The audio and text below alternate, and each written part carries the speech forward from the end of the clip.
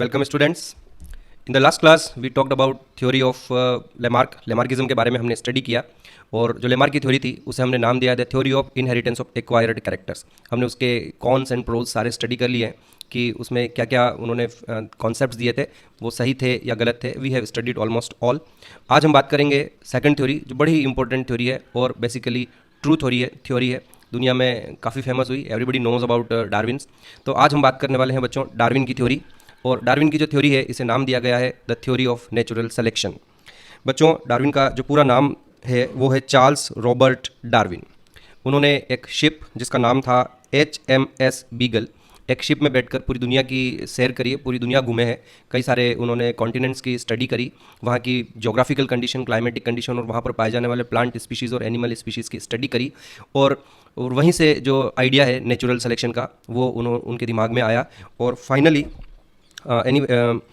He wrote a book, और उस book को नाम दिया गया है बच्चों origin of species by means of natural selection. Exam में क्वेश्चन आता है तो कई बार ऐसा भी रहता है कि इस टाइटल का पूरा टाइटल नहीं दिया जाता है, एग्जाम में क्वेश्चन सिर्फ इतना भी पूछा जाता है कि origin of species was written by. तो ये इतना भी आपको ध्यान रखना है कि कई बार पूरी किताब का नाम नहीं लिखा जाता है, शॉर्ट में इस बुक को हम ओरिजिन ऑफ स्पीशीज़ कहते हैं। वैसे इसका पूरा टाइटल है origin of species by means of natural selection.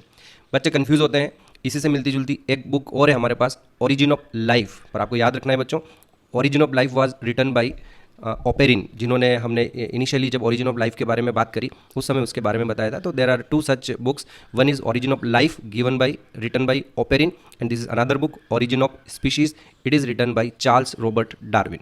बच्चों डार्विन ने जो अपनी जर्नी थी वो 1831 में स्टार्ट की और ऑलमोस्ट 5 ईयर्स तक वो अपने उस जहाज़ पर, अपने उस शिप पर जिसको नाम दिया गया HMS बीगल पर वो घूमे।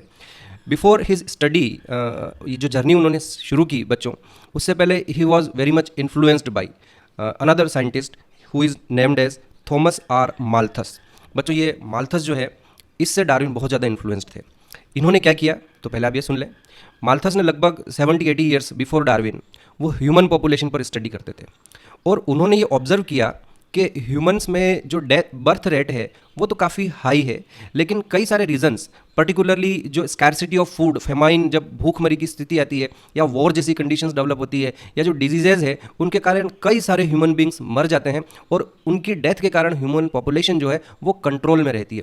तो ये एक बड़ा ही इंपॉर्टेंट फिनोमिना है, वो पर्टिकुलरली ह्यूमंस पर उन्होंने स्टडी किया था कि कैसे ह्यूमन पॉपुलेशन कंट्रोल में रहती है। आज की बात और है बच्चों, अब फेमाइन वाली कंडीशन नहीं आती है, वॉर अब उतने नहीं होते हैं, और डिजीजेज भी अब उतनी नहीं फैलती है। अब हमारी जो मेडिकल फैसिलिटीज़ है वो काफ़ी इंप्रूव हो चुकी है।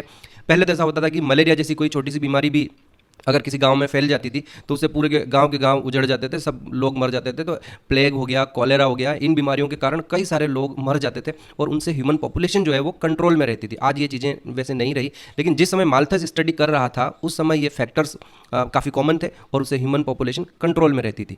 तो डार्विन ने सोचा कि जिस तरह से ह्यूमन्स में इस माल्थस के अकॉर्डिंगली जिस तरह ह्यूमन में ये सारे फैक्टर्स हैं जो ह्यूमन पॉपुलेशन को कंट्रोल करते हैं और ह्यूमन को स्ट्रगल करना पड़ता है, क्या इसी तरह के स्ट्रगल्स एनिमल्स में भी होते हैं? तो somehow he was having a basic idea from Malthus, और उन्होंने जब अपनी स्टडी की तो उन्हीं आइडियाज़ को एनिमल्स पर, प्लांट्स पर भी अप्लाई किए। हम आगे बात करेंगे, डार्विन की थ्योरी अच्छे से स्टडी करेंगे, but then we must remember कि who was the scientist by which he was very much influenced. तो आपका आंसर रहेगा थॉमस आर माल्थस। तो मैंने यहाँ लिखा है बच्चों माल्थस ने क्या किया। अकॉर्डिंग टू माल्थस फेमाइन यानी कि scarcity of food, war and diseases control the population growth, human population को वो कंट्रोल करते हैं। माल्थस ने ये भी बताया कि जो पॉपुलेशन है human population it increase exponentially, यानी 2 से 4, 4 से 8, 8 से 16 इस तरह से वो रिप्रोड्यूस होते हैं, but the food supplies increase arithmetically. तो फूड सप्लाई जो है 100 किलोग्राम से फिर 101, 102 किलोग्राम, 103 किलोग्राम, 104 किलोग्राम ऐसे बढ़ती है। या ऐसा नहीं होता है कि इस साल 100 किलोग्राम फूड हुआ, अगले साल 200 किलोग्राम होगा और फिर अगले साल 400 किलोग्राम होगा। तो मीन्स ह्यूमन पॉपुलेशन से एक्सपोनेंशियली बढ़ रही है, लेकिन जो फूड सप्लाई है वो एरिथमेटिकली बढ़ रही है। तो ऐसे में बच्चों क्या होगा कि डेफिनेटली स्कैरसिटी ऑफ फूड रहेगी, फूड लिमिटेड हो जाएगा, और वो जो लिमिटेड फूड होगा कई लोगों को खाने को नहीं मिलेगा, और नहीं मिलेगा तो उनकी डेथ होगी, और डेथ होगी तो ह्यूमन पॉपुलेशन कंट्रोल में रहेगी।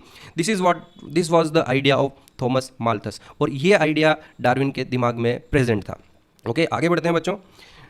एक और साइंटिस्ट यहाँ पर आता है जिसका नाम है अल्फ्रेड रसेल वेलेस। वैसे वेलेस के बारे में हम पहले बात कर चुके हैं जब हमने एविडेंसेस फ्रॉम बायोजियोग्राफिकल डिस्ट्रीब्यूशन की बात करी, तब मैंने आपको बताया कि अल्फ्रेड रसेल वेलेस ने पूरी दुनिया को 6 रियल्म में डिवाइड किया है। आपको याद होगा, पहले Arctic, new Arctic, oriental, Ethiopian, new tropical, Australian, ये जो जितने भी रियल्म बनाए थे वो अल्फ्रेड रसेल वेलेस ने बनाए थे। जो वेलेस थे वो भी पूरी दुनिया ऑलमोस्ट घूम रहे थे, पर्टिकुलरली वो मलया आर्किपेलागो पर काम किया था, उनका सारा काम उस एरिया में था। और उन्होंने भी ये जो नेचुरल सिलेक्शन वाला आइडिया है उनके दिमाग में भी आया था बच्चों। ऐसा नहीं है कि सिर्फ डार्विन को ही आया था, पर एक तरफ डार्विन नेचुरल सिलेक्शन का आइडिया डेवलप कर रहा था, नेचुरल सिलेक्शन की थ्योरी डेवलप कर रहा था, ठीक उसी समय दुनिया के किसी दूसरे हिस्से में अल्फ्रेड रसेल वेलेस भी इसी तरह के नेचुरल सिलेक्शन के आइडिया को डेवलप कर रहा था। और जब उन्हें लगा, वो डार्विन के कॉन्टेक्ट में भी थे, उन्हें भी पता था कि डार्विन भी इसी तरह की कोई थ्योरी पर काम कर रहे हैं। 2 पेपर ऑलरेडी जो है डार्विन उस समय तक 2 चैप्टर अपनी बुक के लिख भी चुके थे। लेटर ऑन वेलेस को भी पता चला, उन्होंने भी अपने जो ऑब्जर्वेशंस, अपनी स्टडीज़ जो भी उन्होंने की पूरी दुनिया को घूमते समय, तो उन्होंने भी एक रिसर्च पेपर या यूँ समझ लीजिए एक ऐसे लिखा, और उस ऐसे को उन्होंने नाम दिया है, उसका जो टाइटल था वो था on the tendencies of varieties to depart indefinitely from the original type. तो आपको नहीं समझ में आएगा अभी ये ऐसा कैसा लंबा चौड़ा टाइटल दे दिया, छोड़िए, अभी आप सिर्फ याद रखें on the tendencies of varieties to depart indefinitely from the original type. जब इवोल्यूशन अच्छे से सीखेंगे, नेचुरल सिलेक्शन सीख जाएंगे आप कि कैसे होता है, तो उसके बाद आपको ये टाइटल भी समझ में आ जाएगा, अभी आप इसको अच्छे से नहीं समझ सकते। So let's begin with the Darwin's theory, the theory of natural selection. तो बच्चों हमें ध्यान से इस डार्विनिज्म को पढ़ना है। बहुत सारे क्वेश्चन डार्विनिज्म से आते हैं, इधर उधर से पूछे जाते हैं, बड़े अच्छे अच्छे इसमें स्टेटमेंट्स आएंगे, बड़ी अच्छी लाइन्स आएगी, तो उन लाइन्स को अलग अलग तरीके से लोग इंटरप्रेट करते हैं, तो हमें अलग अलग तरीके से नहीं करने हैं। एग्जैक्टली उन लाइन्स के जो एक्चुअल मीनिंग होंगे वो मैं आपको उन लाइन्स को यहाँ सिखाऊंगा, समझाऊंगा कि किसी भी स्टेटमेंट का क्या मीनिंग होता है। Okay, so let's begin with the theory of natural selection. ये याद रखें, भूले नहीं आप कि यही भूल जाए, पता ही नहीं चलेगी डार्विन की थ्योरी कौन सी थी। डार्विन की जो थ्योरी थी that was the theory of natural selection. Okay, और जो लेमार्क की थ्योरी थी उसको हमने अलग नाम दिया है। लेमार्क की थ्योरी का नाम था the theory of inheritance of acquired character. तो बच्चों डार्विन की थ्योरी शुरू करता हूं मैं, थ्योरी ऑफ नेचुरल सिलेक्शन शुरू करता हूं, और उसमें सबसे पहला जो स्टेटमेंट आता है, अगर हम उसको स्टेप बाय स्टेप समझने जाएं, तो डार्विन या दूसरे जो भी नेचुरल सिलेक्शन पर काम करते हैं वो सब ये कहते हैं that there is an over rate of reproduction among the animals, among the plants, means among the organisms. तो this is the very first statement. यहाँ मैं एग्जांपल लेता हूँ बच्चों एक फ़िश का। इस फिश को हम कॉमन नेम्स एटलांटिक कॉड है इसका, वैसे साइंटिफिक नेम इसका गेडस कैलेरियास है। ये एक लार्ज मराइन फिश है बच्चों, और यू विल जस्ट वंडर, मैं अगर ओवर रेट ऑफ रिप्रोडक्शन को एक्सप्लेन करना चाहूँ तो मैं आपको बताऊँ कि ये जो फिश है ऑन एन एवरेज, इसकी जो एक एडल्ट फिश होती है ऑन एन एवरेज एक ब्रीडिंग सीजन में 2 मिलियन एग्स ले करती है।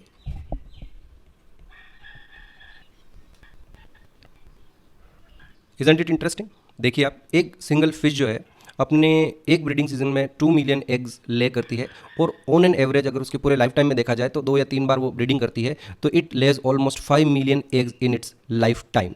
तो ये एक ओवर रेट ऑफ रिप्रोडक्शन का एग्जाम्पल है बच्चों। हम सिर्फ इसमें फिश में ही बात नहीं करेंगे, दुनिया के जितने भी एनिमल्स हैं, ह्यूमन बींग ले लें, इंसेक्ट्स ले लें, कई तरह की फिशेज़, प्रोटोजोवंस ले लें, हम एम्फीबियंस की बात करें, हम इकाइनोडर्म्स की बात करें, मोलस्कन की बात करें, पैरासाइट्स जितने भी हैं हमारे पास हम उनकी बात करें, जैसे प्लेटीहेलमिन्थीज और एस्केलमिन्थीज के जो मेंबर्स हैं।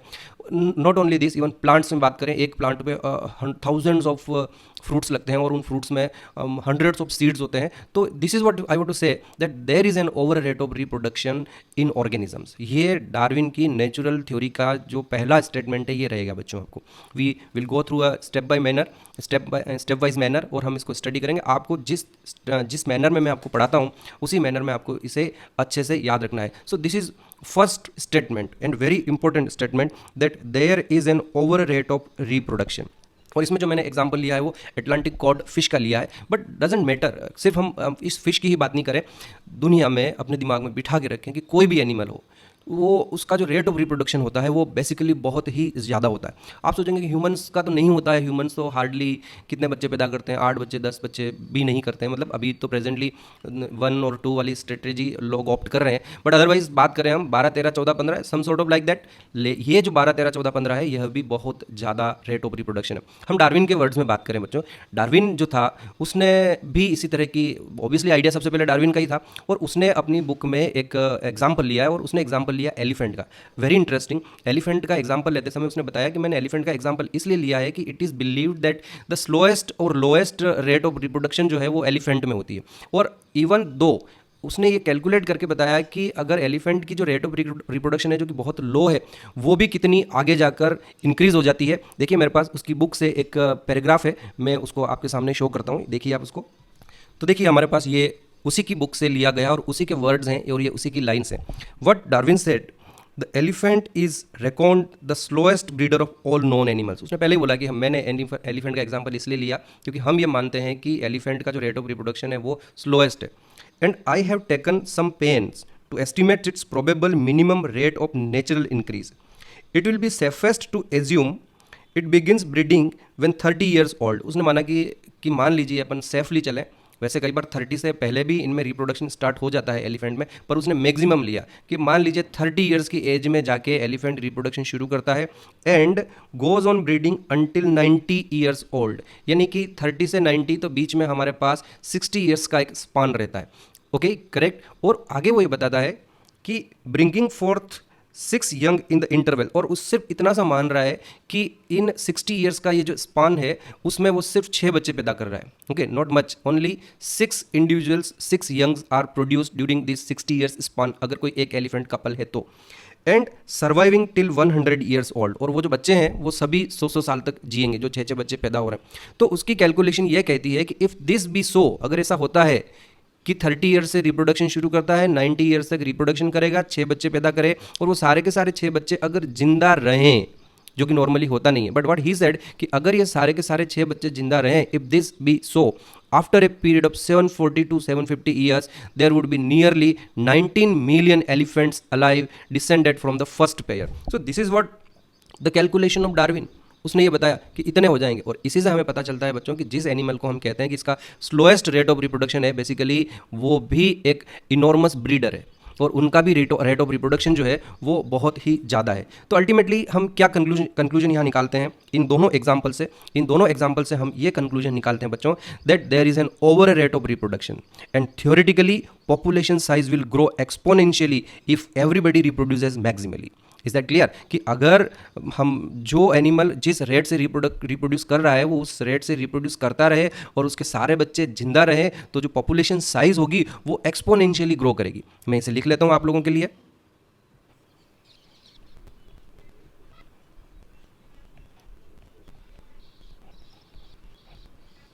सो this is what our first conclusion, जो हमने पहला स्टेटमेंट दिया और 2 एग्जाम्पल्स स्टडी किए, और आफ्टर स्टडिंग दोज एग्जाम्पल्स हमारे पास ये एक कंक्लूजन आता है that there is an over rate of reproduction and theoretically population size will grow exponentially if everybody reproduces maximally. तो जो जिस रेट से रिप्रोडक्शन करता है और उसकी जितनी ऑफ स्प्रिंग्स डेवलप होती है, जनरेट होती है, प्रोड्यूस करता है और वो सब जिंदा रहती है, तो जो पॉपुलेशन होगी वो एक्सपोनेंशियली ग्रो करेगी।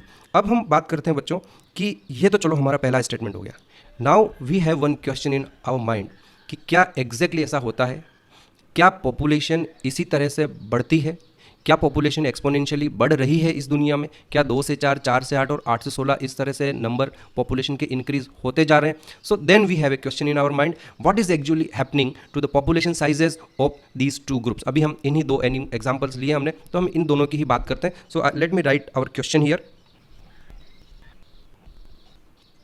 एंड डियर स्टूडेंट्स, अगर हम इस क्वेश्चन का आंसर दें तो हमारे सामने एक फैक्ट सामने आता है, और वो फैक्ट ये है कि population sizes in reality are stable और लिमिटेड। कि जिस तरह से हम सोच रहे हैं कि किसी एरिया में हम जस्ट एक एग्जांपल लेते हैं कि कोई हमारे पास फार्म है और उस फार्म कोई एरिया है, कोई फील्ड है, फॉरेस्ट ले लेते हैं एक, वहाँ पर कुछ रेबिट्स की पॉपुलेशन है। आप जाके वहाँ देखते हैं कि उस समय किसी पर्टिकुलर टाइम पर वहाँ 1000 रेबिट्स हैं, तो आप 1 साल बाद जाके देखें, 2 साल बाद जाके देखें, 5 साल बाद जाके देखें, जबकि हम जानते हैं कि rabbits are very fast breeder, लेकिन उस एरिया में आपको रेबिट की जो पॉपुलेशन होगी वो 1000 ही मिलेगी। और अगर आप अटलांटिक सी में जाकर, जिस फिश की अभी हमने बात करी, अटलांटिक कॉड की बात करी, तो वो जो अटलांटिक कॉड फिश है उसकी पॉपुलेशन भी आपको ईयर आफ्टर ईयर कांस्टेंट मिलेगी, उस पॉपुलेशन की साइज में कोई चेंज नहीं होगा। दुनिया में अगर आप एलिफेंट्स की बात करें, जिसके बारे में डार्विन ने बताया कि नियरली 750 ईयर्स में उनकी जो पॉपुलेशन है वो इंक्रीज होकर मिलियंस में पहुंच जाएगी, तो बेसिकली ऐसा नहीं होता है। नेचर में population sizes are actually limited होती है, स्टेबल रहती है, कांस्टेंट रहती है। So this is the answer of this question. The population sizes in reality are stable और लिमिटेड। अब ऑब्वियसली क्वेश्चन हमारे सामने ये रहा, और हमने उसका आंसर दे दिया। लेकिन हमने ठीक इससे पहले एक चीज़ तो और पढ़ी है कि that there is an over rate of reproduction. तो अगर there is an over rate of reproduction, इतने ज़्यादा एग्स, इतने ज़्यादा बच्चे पैदा किए जा रहे हैं, तो फिर पॉपुलेशन साइजेज क्यों नहीं बढ़ रही है? ऑब्वियस रीज़न है बच्चों इसका कि जितनी ज़्यादा उनकी रेट ऑफ रिप्रोडक्शन है, जितने बच्चे वो पैदा कर रहे हैं, जितने अंडे वो दे रहे हैं, वो सारे के सारे वायबल नहीं रहते हैं। उनमें से मोस्ट ऑफ देम डाइज, सारे के सारे मैक्सिमम जो है उनकी डेथ हो जाती है। तो क्लियरली हमारे पास यहाँ पर अब अगला एक स्टेटमेंट ये रहता है कि उसका जो एक्सप्लेनेशन है वो ये रहता है कि मोस्ट ऑफ देम डाई। अब फिर से क्वेश्चन कि most of them die, why most of them die? तो let me write this question, और इसका जो अब हमारे पास जवाब रहेगा, इट इज़ जस्ट कंपटीशन। बच्चों, जो अटलांटिक कॉड है जो अपने मिलियंस ऑफ 2 मिलियन एग्स देती है, तो जैसे ही वो पानी में अपने अंडे देती है बच्चों, वहाँ पर बहुत सारे प्रीडेटर्स आ जाते हैं, और लाइक उसमें कई सारी फिशेज़ होती है, फिशेज़ के लार्वा होते हैं, वहाँ पर जो प्लैंक्टॉन्स होते हैं और दूसरे जो इन्वर्टिब्रेट्स हैं, वो सारे उन अंडों को खाना शुरू करते हैं। तो वो उनको मोस्ट ऑफ द एग्स जो हैं उनकी डेथ वहीं हो जाती है। It was very interesting observation Atlantic cod के एग्जाम्पल में बच्चों कि 99% of cod eggs dies in first month. उनके जो अंडे होते हैं पहले महीने में ही फर्टिलाइजेशन भले ही हो गया हो, उनमें से बच्चे निकल जाए, तो मैं ये जो एग्स की बात कर रहा हूँ, एक महीने के अंदर उनके चाहे एग्स हों चाहे उनके लार्वा हो, 99% की उनकी डेथ हो जाती है। और बचे हुए जो 1% है, उनमें से भी 90% जो है पहले साल के अंदर उनके जो भी लार्वा होंगे, बच्चे होंगे, वो पहले साल में मर जाएंगे। एंड वेरी इंटरेस्टिंग ऑब्जर्वेशन कि एक जो हमारी फिश है वो अपने पूरे लाइफ स्पान में जो 5 मिलियन एग्स देती है, उनमें से सिर्फ 2 एग्स ही एडल्टहुड तक पहुंचते हैं और रिप्रोडक्शन कर पाते हैं। सिर्फ 2 बच्चे ही वो पैदा करती है, जबकि एग्स जो है वो 5 मिलियन के आसपास प्रोड्यूस करती है।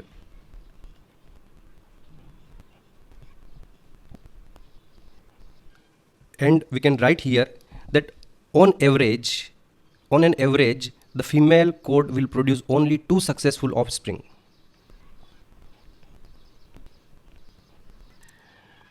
And obviously same is the case for elephant also, कि वो अगर 6 उसने अपने 60 ईयर के लाइफ स्पान में 6 यंग वंस को उसने जन्म दिया है, तो बेसिकली एक पेयर जो होगा एलिफेंट का, उसमें से सिर्फ 2 ही सर्वाइव करेंगे। और यही जरूरी है बच्चों, अगर कोई पॉपुलेशन जो है उसकी साइज़, जैसा कि हमने कहा है कि population size are basically stable रहती है, कांस्टेंट रहती है, पॉपुलेशन साइज़ इंक्रीज़ नहीं होती। तो पॉपुलेशन साइज़ इंक्रीज़ कब नहीं होगी?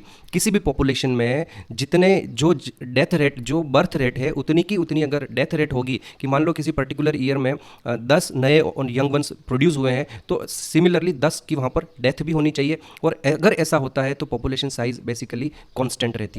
तो this is very important feature. हमें एक सेकंड कंक्लूजन हमारे सामने यहाँ ये आया है बच्चों कि population sizes in reality are stable और लिमिटेड। तो अब हमारे पास क्वेश्चन ये है बच्चों कि why such members are dying, इतने ज़्यादा मर क्यों रहे हैं और सिर्फ 2 ही क्यों बच रहे हैं? रीज़न इसका बिल्कुल क्लियर है बच्चों कि there is an struggle for existence. जितने बच्चे पैदा होते हैं, जितने अंडे दिए जाते हैं, वो जो है सर्वाइवल के लिए स्ट्रगल करते हैं। अब why there is an struggle, तो हमें यहाँ 2 चीज़ों पर बहुत अच्छे से ध्यान देना है कि स्ट्रगल हमारे लिए इसलिए होता है बच्चों कि रिसोर्सेज आर लिमिटेड। तो this is very important feature, resources are limited. और बेसिकली कौन से रिसोर्सेज होते हैं? देयर आर 2 मेन रिसोर्सेज, एक फूड और दूसरा स्पेस। किसी भी एनिमल को सर्वाइवल के लिए फूड और स्पेस की रिक्वायरमेंट रहती है।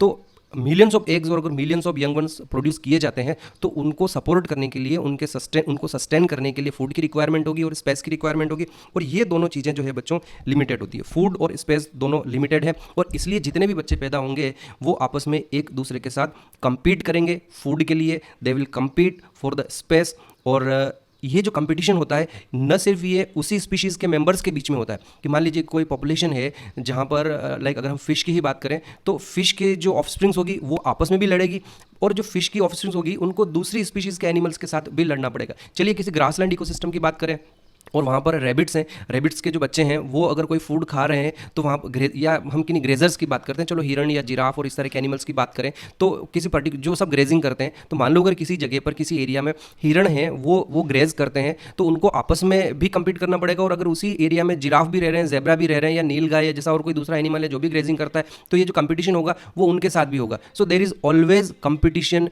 Between the members of same species and competition with the members of other species.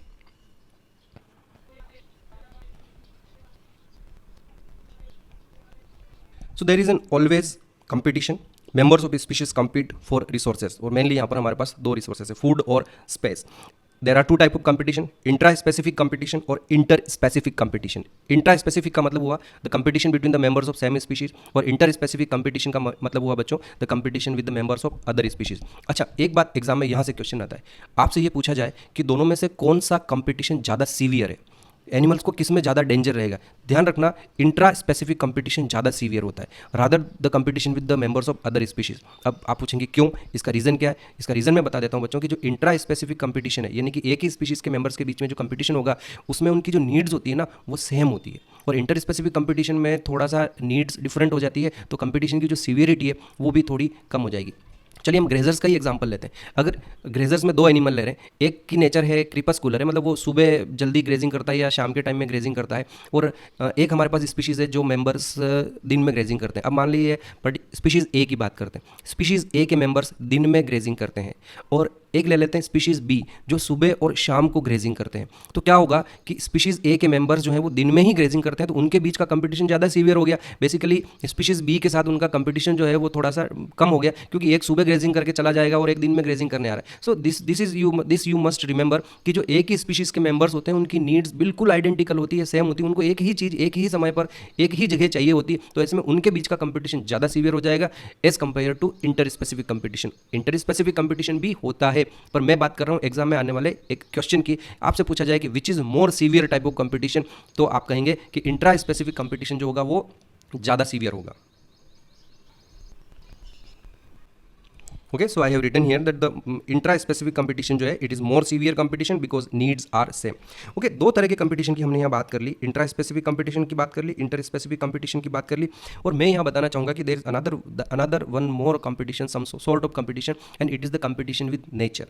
कई बार nature के साथ भी competition करना पड़ता है, क्योंकि natural जो calamities आती है उसमें struggle करना पड़ता है survival के लिए, कि कभी कहीं बाढ़ आ गई, कहीं आग लग गई, इस तरह की जो conditions होती है, तो then it is an struggle for survival के लिए स्ट्रगल होता है, और this is the competition with the nature. तो जो एबायोटिक फैक्टर्स हैं इकोलॉजी के, जो नॉन लिविंग फैक्टर्स हैं, उनके साथ भी इवन कंपटीशन होता है. अभी तक ये जो दो मैंने कंपटीशन की बात करी है, पहला इंट्रा स्पेसिफिक और दूसरा inter specific, this is the competition between the living members. और तीसरा मैं यहाँ बात करूंगा, तो इसको बेसिकली कंपटीशन वर्ड एक्जैक्टली नहीं देना चाहिए, लेकिन क्योंकि मैं आपको अभी समझाने के मोड में हूँ, तो इसलिए हमें यह भी याद रखना है कि there is an struggle with the non living factors. तो फाइनली जो डार्विन था बच्चों, उसने ये जितने भी कंपटीशंस हो रहे हैं उन कंपटीशंस को उसने नाम दिया स्ट्रगल फॉर एग्जिस्टेंस. और इस तरह से हमारे पास बच्चों एक नया कंक्लूजन यहाँ पर, थर्ड कंक्लूजन आ जाता है. पहला हमने क्या स्टेटमेंट दिया था, there is an over rate of reproduction. दूसरा हमने क्या कहा, population sizes in reality are stable और लिमिटेड. और तीसरा हम स्टेटमेंट अब दे रहे हैं that there is a struggle for existence. Fine.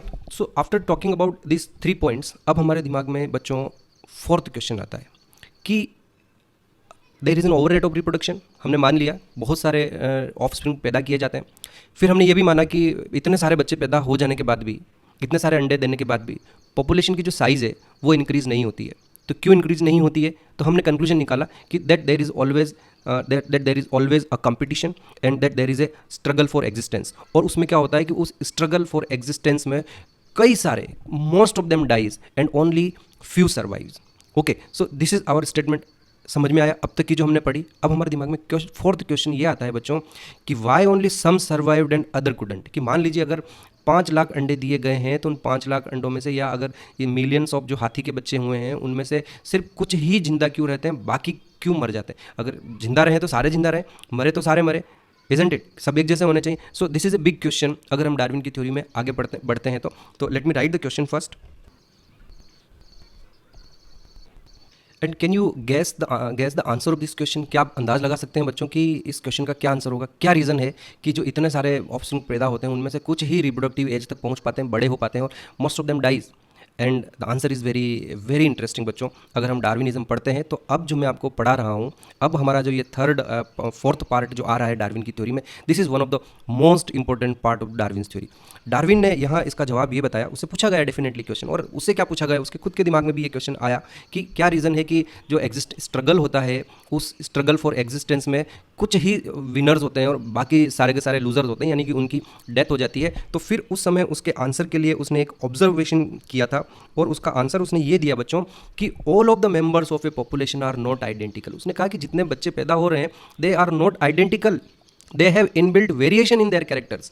और उसका कहना यह है कि उन वेरिएशंस में से कुछ ऑर्गेनिजम्स ऐसे होते हैं और उनके पास ऐसे कैरेक्टर होते हैं जो उनको जिंदा रहने में, उनके सर्वाइवल में उनकी हेल्प करते हैं। ये वेरिएशंस किसी भी कैरेक्टर में हो सकते हैं। ये वेरिएशन उनकी, मान लीजिए कोई बर्ड है तो उसकी बीक की लेंथ में वेरिएशन हो सकता है, कोई बैक्टीरियल स्पीशीज़ है तो बैक्टीरिया जो मेटाबॉलिज्म करते हैं ग्लूकोज का, लैक्टोज का, हो सकता है किसी पर्टिकुलर सब्सटेंस को मेटाबोलाइज करने में उनमें वेरिएशंस हो सकते हैं, उनकी बॉडी कलर में वेरिएशंस हो सकते हैं, उनकी बॉडी लेंथ में या उनकी हाइट में वेरिएशन हो सकते हैं। जिराफ के केस का अगर हम एग्जांपल लें तो उसकी नेक की जो लेंथ होती है उसमें हल्के फुल्के वेरिएशंस हो सकते हैं। तो उसका डार्विन का ये एक मेजर ऑब्जर्वेशन था, और उसने ये कहा कि जितने भी मेंबर्स होते हैं पॉपुलेशन के, उन मेंबर्स के कैरेक्टर्स में स्मॉल वेरिएशंस होते हैं, and these variations are heritable, यानी कि ये जो वेरिएशंस होते हैं एक जनरेशन से अगली जनरेशन में भी जाते हैं, और इन्हीं में से कुछ वेरिएशंस ऐसे होते हैं जो उसके सर्वाइवल में उसकी हेल्प करते हैं। Let me write this first.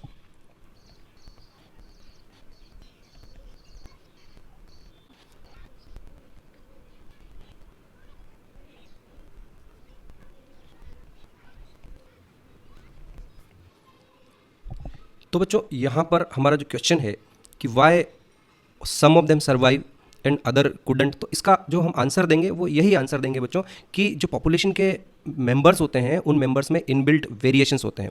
और what is the effect of variation, ये हमारे पास अगला एक क्वेश्चन डेराइव होता है कि एग्जैक्टली अगर वेरिएशन होते हैं तो उन वेरिएशंस का इफेक्ट क्या है।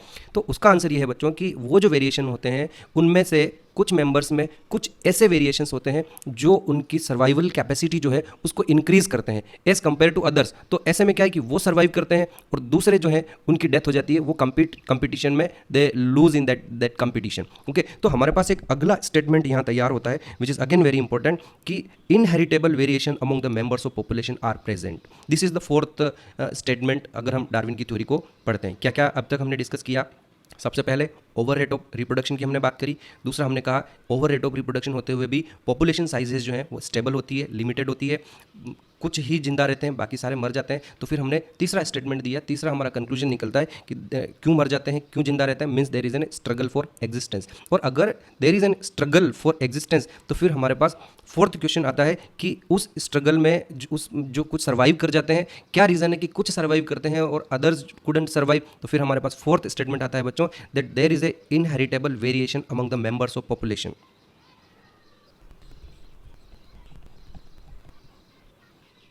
So this is what our fourth statement, inheritable variation among the members of population। बच्चों एक बात ध्यान से सुने, मैं काफ़ी देर से पॉपुलेशन वर्ड को यूज़ कर रहा हूँ। आपको पता है कि पॉपुलेशन क्या होती है? तो इसको आप ध्यान से समझ लीजिए। किसी एरिया में किसी स्पीशीज़ के जितने भी मेंबर्स हैं they all combinedly considered as a one population. For example, इसको आप समझेंगे, मेरा स्टेटमेंट को बिल्कुल आप ध्यान से समझेंगे। मैंने ये बोला कि किसी एक एरिया में, ज्योग्राफिकल एरिया में, तो पहली चीज़ जो इंपॉर्टेंट हो जाती है कि एक ज्योग्राफिकल एरिया की बात कर रहे हैं हम, और उस ज्योग्राफिकल एरिया में किसी एक स्पीशीज़ के जितने भी मेंबर्स हैं they all become a single population. They intermixed with each other, वो आपस में एक दूसरे के साथ मिक्स होते रहते हैं और आपस में ब्रीडिंग करते रहते हैं। तो फॉर एग्जाम्पल मैं यहाँ आपको एक एरिया बताऊँ कि जैसे एक डायग्राम बना के, सपोज ये कोई हमारा पूरा एक कोई स्टेट ले लिया, चलो राजस्थान ही समझ लीजिए इसको, बड़ा रफ सा डायग्राम बना, और इस राजस्थान में हम बात करते हैं डियर्स की या ऐसे किसी एक एनिमल की बात कर लें, और फिर हम यूँ एक एज्यूम करें कि बीच में कोई एक बड़ा ही ज्योग्राफिकल बैरियर है, तो इसके मेंबर इधर नहीं आ सकते और इधर के मेंबर इधर नहीं जा सकते। तो हिरण की जितने भी मेंबर्स जो यहाँ रह रहे हैं they will become one population, और वो डियर्स की जो भी एक बाकी के जो मेंबर्स जो इधर रहे, तो हमारे पास यहाँ ये दो पॉपुलेशन कंसिडर होगी, क्योंकि ये एक जोग्राफिकल एरिया है और ये दूसरा जोग्राफिकल एरिया है। यूँ नहीं है कि आप क्या करें कि इंडिया के जितने भी डियर्स हैं पूरे इंडिया में, ऊपर से दिल्ली, पंजाब, हरियाणा से नीचे कर्नाटका तक चले जाएं और वहाँ किसी डियर की पर्टिकुलर स्पीशीज़ के सारे मेंबर को सिंगल पॉपुलेशन कंसिडर कर लो, तो it is basically not right कि हम उसको सिंगल पॉपुलेशन कंसिडर नहीं कर सकते। And then there is one very important question regarding this population. Exam में कई बार एक क्वेश्चन आता है कि what is the unit of evolution. Evolution किस में होता है? इवोल्यूशन एक मेंबर में होता है, इवोल्यूशन एक स्पीशीज़ में होता है, या इवोल्यूशन एक पॉपुलेशन में होता है? तो आंसर बच्चों आपका ये रहेगा कि the unit of evolution is population. क्योंकि बेसिकली अब यहाँ इसी डायग्राम में हम देखें कि ये आपस में एक दूसरे के साथ मिक्स नहीं हो रहे हैं, ये आपस में एक दूसरे के साथ ब्रीडिंग नहीं कर रहे हैं। तो समय के साथ ये हमेशा ऐसे ही एक दूसरे से आइसोलेटेड रहेंगे, एक दूसरे से दूर रहेंगे। तो समय के साथ मान लीजिए किसी कारण से कोई चेंजेस आ रहे हैं, तो इस पॉपुलेशन में चेंजेस आ रहे हैं और यही पॉपुलेशन ग्रेजुअली इवॉल्व होती जाएगी, इनमें नए कैरेक्टर्स आते जाएंगे। हो सकता है इनमें अलग कैरेक्टर्स आ रहे होंगे, हो सकता है इसका भी इवोल्यूशन हो रहा होगा, इसमें भी नए चेंजेस आ रहे हों, फॉर्म चेंज होती जाएगी। मैकेनिज्म क्या है वो मैं बाद में बताऊंगा आपको, बट अभी आप समझिए कि ये एक पूरी पॉपुलेशन है और ये एक पूरी पॉपुलेशन है। तो जब इवोल्यूशन होगा, यहाँ जो चेंजेस आएंगे वो चेंजेस यहाँ इस सेकंड वाली पॉपुलेशन में नहीं आ सकते बच्चों, क्योंकि ये दोनों आपस में एक दूसरे के साथ ब्रीडिंग कर सकते हैं पर कर नहीं रहे हैं, क्योंकि ये आइसोलेटेड है एक दूसरे से। तो जो आइसोलेटेड यूनिट होती है जो स्पीशीज़ की, उसके जो मेंबर्स होते हैं उनको हम पॉपुलेशन कहते हैं। किसी जोग्राफिकल एरिया में रहने वाले सारे मेंबर्स को हम पॉपुलेशन कहते हैं। और जब इवोल्यूशन होगा तो इवोल्यूशन किसी एक मेंबर में नहीं होता है बच्चों, इवोल्यूशन जो होगा वो पूरी की पूरी पॉपुलेशन में होगा। सो this is very important question, ये आता है एग्जाम में कि what is the unit of evolution. तो आप वहाँ ऑप्शन होगा इंडिविजुअल, या ऑप्शन होगा स्पीशीज, और तीसरा ऑप्शन होगा वहाँ पर पॉपुलेशन। तो definitely the unit of evolution is always population. Okay, समझ में आया? तो मैं इस पार्ट को अब यहाँ से हटा देता हूँ। And let's come back to this statement, inheritable variations are present among the members of population. तो बच्चों अगर पॉपुलेशन के जो मेंबर्स हैं उनमें वेरिएशन है, तो फिर हमारे दिमाग में अगला क्वेश्चन फिर यही आ रहा है, very next question which we have in our mind is that what is the effect of variation. तो जैसा कि मैंने आपको बताया कि स्टेटमेंट उसका सिंपल सा ये रहेगा कि जो वेरिएशंस होते हैं उनमें से कुछ वेरिएशन ऐसे हैं जो उस पर्सन, उस इंडिविजुअल की सर्वाइवल को और उसकी जो कैपेबिलिटी है उसको इंक्रीज करता है। तो but first let me right the question. So this is what we have the question, what is the effect of variation on struggle for existence। कि जब struggle होता है existence के लिए तो उनमें इन variations का क्या इफेक्ट है। So now this is very important point, और इसका जो हमारा आंसर है बच्चों, this is going to be one of the most important और सिंपल सा आंसर है। ध्यान रखें, variation which makes resource utilization better, मतलब कुछ ऐसे वेरिएशंस होंगे जो वहाँ पर जो अवेलेबल रिसोर्सेज हैं उनकी यूटिलाइजेशन को बेटर बनाते हैं कुछ ऑर्गेनिजम्स के लिए, ओके, और उनके सर्वाइवल में, उनके रिप्रोडक्शन में हेल्प करते हैं, जिससे वो ज़्यादा ऑफस्प्रिंग प्रोड्यूस कर पाए। सो दिस ऑल, मतलब उसका सर्वाइवल, उसका रिप्रोडक्शन, वो कितने ऑफस्प्रिंग पैदा करेगा, कितने बच्चे पैदा करेगा, कितने समय तक रिप्रोडक्शन करता रहेगा, कितने लंबे समय तक जिंदा रहेगा, ये सारा डिपेंड करेगा कि वो जो स्ट्रगल होने वाले हैं उन स्ट्रगल में वो कैसे जीतेगा। और डेफिनेटली उसकी जो डोमिनेंस होगी, उसका जो जीतना होगा वो डिपेंड करेगा कि उसमें किस तरह के वेरिएशंस हैं।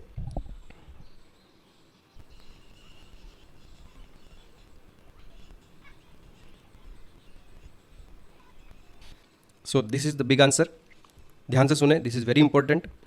Variations which make resource utilization better for few will enable only those to survive, reproduce and leave more progeny। तो जिनके पास अच्छे वेरिएशंस हैं, अच्छे की क्या डेफिनेशन है? अच्छे की सिंपल सी डेफिनेशन है बच्चों कि जो उसके सर्वाइवल को बढ़ाता है। और हमारे लिए सर्वाइवल ये नहीं, मान लीजिए किसी, ये आपको अच्छे से समझना है। इवोल्यूशन में, डार्विनिज्म में जब हम सर्वाइवल की बात करते हैं तो सर्वाइवल से भी ज़्यादा इंपॉर्टेंट बेसिकली रिप्रोडक्शन है। कि इवोल्यूशन में ये बहुत ज़रूरी है कि कोई ऑर्गेनिज्म कितने ऑफस्प्रिंग पैदा कर पा रहा है। जो जितने ज़्यादा ऑफस्प्रिंग पैदा कर पाएगा बच्चों, जितना लंबा, ऑब्वियसली जिसको उसका जितना लंबा लाइफ स्पान होगा उतने ही ज़्यादा वो ऑफस्प्रिंग प्रोड्यूस करता जाएगा। और सिर्फ लाइफ स्पान लंबा होने से ही मतलब नहीं है। मैं एक एग्जांपल देता हूँ बच्चों, हमारे पास यहाँ दो कोई इंडिविजुअल्स हैं। एक इंडिविजुअल्स का सर्वाइवल बहुत अच्छा है इन द सेंस कि वो जिंदा तो रहता है, लेकिन जब रिप्रोडक्शन के लिए फीमेल से कम्पीट करने का टाइम आता है, यानी कि फीमेल के साथ रिप्रोडक्शन करने के लिए दूसरे मेल के साथ कम्पीट करने का टाइम आता है, तो वो कम्पीट नहीं कर पाता, उसमें वो हार जाता है। तो उसने अपनी पूरी लाइफ, मान लीजिए उसका 20 साल का लाइफ स्पान है, वो पूरे 20 साल तक जिंदा रहा, लेकिन कभी भी रिप्रोडक्शन में वो सक्सेसफुल नहीं हुआ। तो एज पर डार्विन हमारा ये जब इवोल्यूशन चलेगा, हम जब इवोल्यूशन की बात करेंगे, ऐसे ऑर्गेनिज्म का इवोल्यूशन में कोई कंट्रीब्यूशन नहीं हो रहेगा, क्योंकि वो रिप्रोडक्शन किया ही नहीं। अगर उसने रिप्रोडक्शन नहीं किया तो उसके जीन्स अगली जनरेशन में जाएंगे ही नहीं, तो उसकी जो कैपेबिलिटी है सर्वाइवल की कि वो लंबे समय तक जिंदा रह सकता है, that capability has got no importance, क्योंकि उसका कैरेक्टर तो अगली जनरेशन में गया ही नहीं। तो इवोल्यूशन में वो वेरिएशंस ज़्यादा इंपॉर्टेंट होंगे जो किसी पर्सन को ज़्यादा ऑफस्प्रिंग पैदा करने में हेल्प करते। तो बच्चों, ऐसे जो ऑर्गेनिजम्स होंगे उस पॉपुलेशन में जिनका सर्वाइवल बेटर है, जो ज़्यादा रिप्रोड्यूस करते हैं, and those who live more progeny, ऐसे एनिमल्स के लिए अब हमारे पास एक नया टर्म आ रहा है। ऐसे एनिमल्स को हम कहेंगे they are better adapted to the habitat, जिस जगह पर वो रह रहे हैं उसके लिए वो बेटर अडेप्टेड है। और in other words we would say that they are more fit, और obviously they will outbreed others, दूसरों के कंपेरिजन में उनका जो ब्रीडिंग होगा वो ज़्यादा होगा। तो this is very important line I am writing now, that they are considered as better adapted to the habitat and they are considered as more fit. So this is what I have written. Such organisms are adapted to habitat better, या हम उनके लिए एक word use कर रहे हैं, they are more fit. तो अब हमारे पास ये फिटनेस वाला वर्ड जो है पहले से आया, लेकिन आगे बढ़े उससे पहले हम एक फाइनल कंक्लूजन यहाँ लिख देंगे कि हमारा अब जो फिफ्थ स्टेटमेंट आएगा। पहला स्टेटमेंट हमारा क्या था, there is an over rate of reproduction. मैं रिपीट करवा रहा हूँ आपको बार बार बच्चों, बिकॉज डार्विनिज्म में हमें ये सीक्वेंस अच्छे से याद रखनी है, that there is an over rate of reproduction. दूसरा स्टेटमेंट है population sizes in reality are constant, या वो स्टेबल रहती है population size.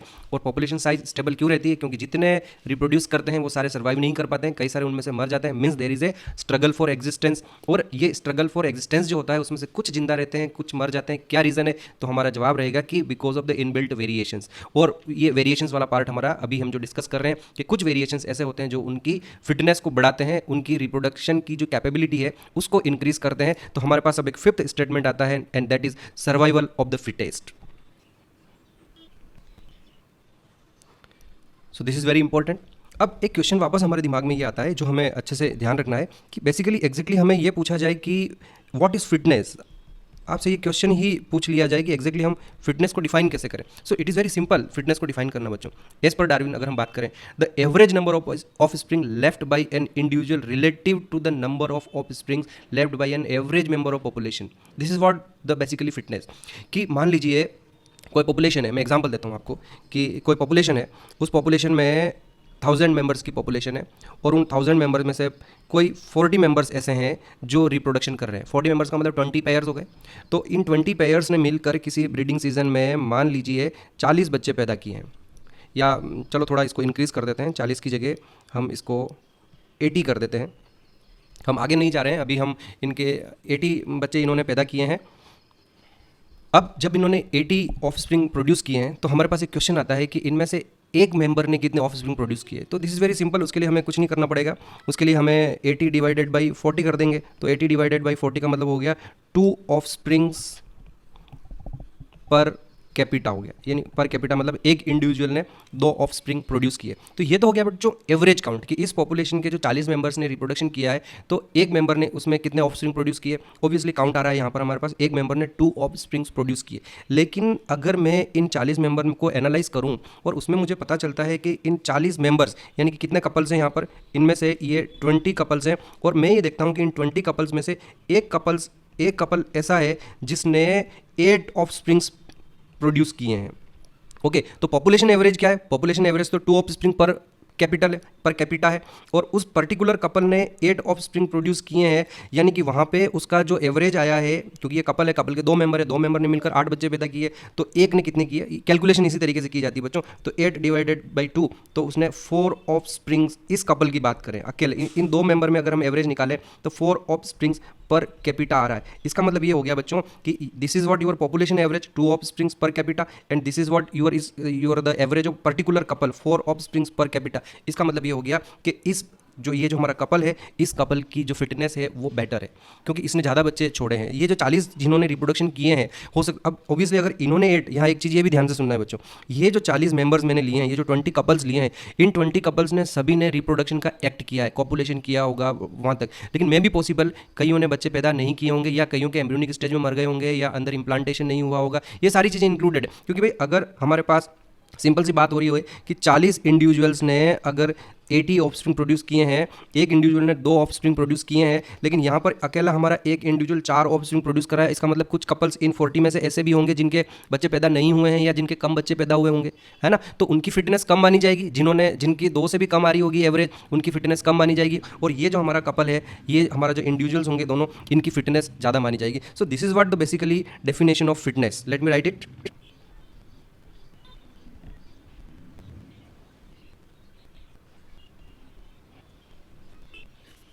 So this is what basically fitness, हमारे पास ये डेफिनेशन है फिटनेस की, बड़ी सिंपल सी, ध्यान से समझ लें। The average number of offsprings left by an individual relative to the number of offspring left by an average member of the population. कि पॉपुलेशन का एक एवरेज मेंबर जो है वो कितने बच्चे पैदा कर रहा है, और हमारा जो हम किसी एक पर्टिकुलर इंडिविजुअल को कंसीडर कर रहे हैं जिसकी फिटनेस हम चेक करना चाहते हैं, तो हमें ये देखना है कि वो कितने average number of offspring produce कर रहा है। अगर उसका एवरेज काउंट जो है पॉपुलेशन के एवरेज से ज़्यादा है तो हम कंसीडर करेंगे कि उसकी फिटनेस ज़्यादा है, और अगर उसका एवरेज पॉपुलेशन की फिटनेस से पॉपुलेशन के एवरेज से कम है तो हम कहेंगे कि उसकी फिटनेस कम है। ओके, तो अब इसका क्या मीनिंग हुआ बच्चों?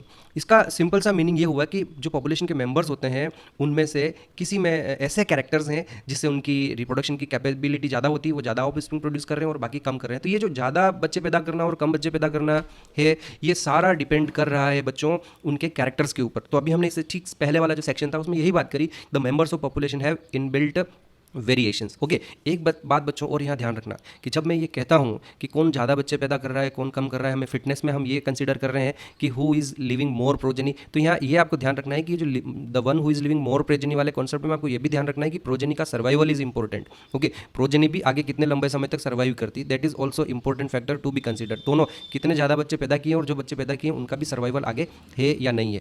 तो ऐसे में हमें ये ध्यान रखना है कि पॉपुलेशन के जो मेंबर्स होते हैं उनमें किसी की फिटनेस ज़्यादा होती है और किसी की फिटनेस कम होती है।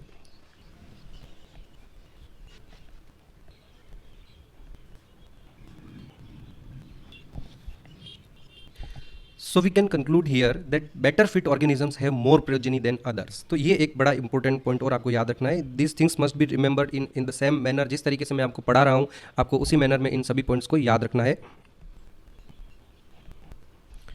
और बच्चों एक चीज़ और आपको ध्यान रखना है कि जब हम कभी किसी पॉपुलेशन को कंसीडर करते हैं और हम ये देखते हैं कि किसी पॉपुलेशन के कुछ मेंबर्स तो ज़्यादा रिप्रोडक्शन कर रहे हैं और कुछ मेंबर्स कम रिप्रोडक्शन कर रहे हैं, इन द सेंस कुछ ज़्यादा ऑफस्प्रिंग प्रोड्यूस कर रहे हैं और कुछ कम ऑफस्प्रिंग प्रोड्यूस कर पा रहे हैं या नहीं कर पा रहे हैं, तो इसके लिए हमारे पास एक टर्म है और उस टर्म को हम नाम देते हैं बच्चों differential reproduction. So this is very important term, और याद रखें आप what you mean by differential reproduction. तो बड़ा सिंपल है, मैं समझा देता हूँ आपको। जो बात अब इतनी देर से हम कर रहे हैं कि किसी पॉपुलेशन के कुछ मेंबर्स ज़्यादा रिप्रोडक्शन करते हैं, उनकी फिटनेस ज़्यादा है इसलिए वो ज़्यादा ऑफ स्प्रिंग प्रोड्यूस कर पा रहे हैं, और जिनकी फिटनेस कम है वो कम रिप्रोडक्शन करते हैं, कम ऑफ स्प्रिंग प्रोड्यूस करते हैं। तो इसके लिए हमारे पास एक टर्म है, this is what we call differential reproduction. और फाइनली बच्चों हमारे पास जैसा कि मैंने आपको बताया कि हमारा एक स्टेटमेंट कंप्लीट हुआ था, सर्वाइवल ऑफ फिटेस्ट। और जो सर्वाइवल ऑफ फिटेस्ट है वो किस वजह से है, क्यों कुछ लोगों का सर्वाइवल ज़्यादा है, तो basically because of the certain characteristics which are present in their body. और हम फाइनली ये कह सकते हैं कि basically fitness is the end result of the ability to adopt and get selected by nature. तो ये अब एक नया वर्ड आया है हमारे पास, natural selection. Okay, so basically natural selection होता क्या है, तो आप अपने दिमाग में बिठा लें कि जो मोर फिट इंडिविजुअल्स हैं, मोर फिट की डेफिनेशन अब मुझे एक्सप्लेन करने की जरूरत नहीं है। मोर फिट मतलब जिसने ज़्यादा ऑफ स्प्रिंग प्रोड्यूस करे, तो जिसने ज़्यादा ऑफ स्प्रिंग प्रोड्यूस करे हैं उसको हम मोर फिट कह रहे हैं। और वो जो मोर फिट है उसने ज़्यादा ऑफ स्प्रिंग क्यों प्रोड्यूस करे, बेसिकली क्योंकि उसका सर्वाइवल ज़्यादा रहा होगा, and this is what basically exactly natural selection. तो हम इसके लिए एक स्टेटमेंट दे रहे हैं कि fitness is the end result of the ability to adopt and get selected by nature.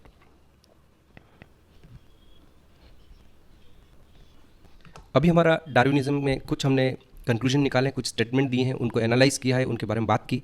बच्चों so far we have come to a conclusion कि एग्जैक्टली नेचुरल सिलेक्शन होता क्या है, यानी कि जो फिट ऑर्गेनिज्म है उसका सर्वाइवल ज़्यादा होता है, वो ज़्यादा रिप्रोड्यूस करता है, उसके ऑफ स्प्रिंग ज़्यादा पैदा होते हैं। This is what exactly natural selection. Now the question arises, what is the relation of natural selection and evolution. अगर नेचर किसी को सेलेक्ट कर रही है, इसका इवोल्यूशन, यहाँ इवोल्यूशन कैसे हो रहा है। तो बच्चों अब हमारा जो सेकंड लेक्चर होगा उसमें हम इसी पार्ट पर डिस्कस करेंगे कि व्हाट इज द को relation between natural selection and evolution. तो डार्विन को हम आगे कंटिन्यू करेंगे और इवोल्यूशन के प्रोसेस को स्टडी करेंगे। आज के लिए इतना ही, थैंक यू वेरी मच।